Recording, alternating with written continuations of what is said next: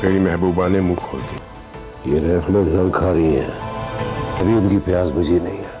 किसके खून से इनकी प्यास बुझाना चाहते हैं खान जी? अब तू भी सीधी तरह बता दे। ने आपको फोन किया और बताया कि वो शहर गया है। आने वाले एपिसोड में एक तरफ तो सरबुलंद और रबिया का प्लान कामयाब होने वाला है, तो वहीं दूसरी तरफ जमुर्द श्री का सारा सच सरबुलंद को बताने वाला है। और अब सोराब सरबुलंद को हवेली में देखकर क्या करने वाला है, तो ये सब जानेंगे छोटी सी वीडियो में। आने वाले एपिसोड में हम लोग देखेंगे कि आखिरकार रबिया और सरबुलंद अपने प्लान में कामयाब हो जाएंगे।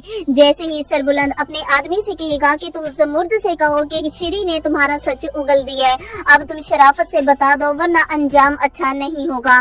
तो सरबुलंद का आदमी जैसे ही जमुर्द से कहेगा कि अब झूठ बोलने का कोई फायदा नहीं है, क्योंकि तुम्हारी महबूबा ने सारा सच उगल दिया है, उसने सरबुलंद को सच बता दिए, इसलिए अब तुम भी बता दो तो तुम्हारे लिए बेहतर होगा। ये सुनकर जमुर्द हैरान होगा और मार खाने के बाद वो वैसे भी थक चुका होगा और सरबुलंद के आदमी से कहेगा कि हाँ यही सच है, मुझे श्री ने भेजा था सरबुलंद को मारने के लिए, ये काम किसी और का नहीं सोराब लाला का है। सोराब लाला सरबुलंद को मारना चाहता है और खुद सरदार बनना चाहता है ताकि वो रियासत कर सके, और श्री भी सोराब लाला के साथ मिली हुई है।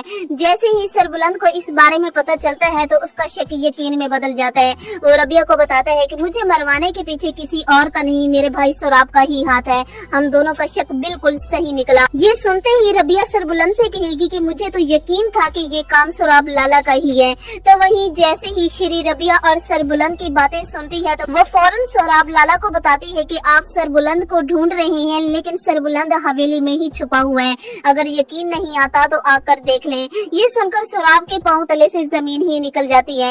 वो हैरान और परेशान होकर फौरन हवेली आता है और बीजान के पास जाता है और उससे कहता है बीजान सरबुलंद कहाँ है, आप तो जानती है ना सरबुलंद कहाँ पर गया हुआ है। तो जिस पर बीजान सोराब को बताती है सरबुलंद यहाँ नहीं है, उसने मुझे कॉल करके बताया है कि वो बाहर किसी जरूरी काम से गया हुआ है।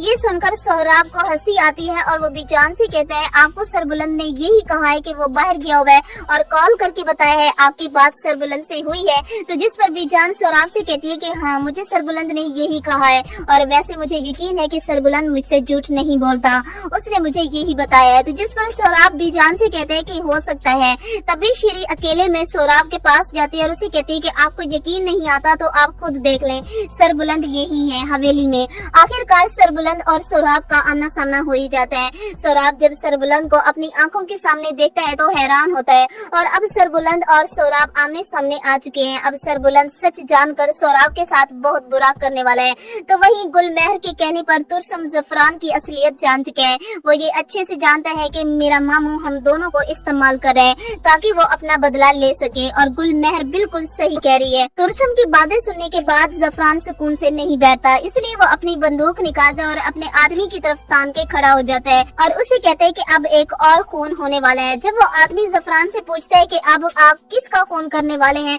तो तभी जफरान बताता है कि बहुत जल्द पता चल जाएगा।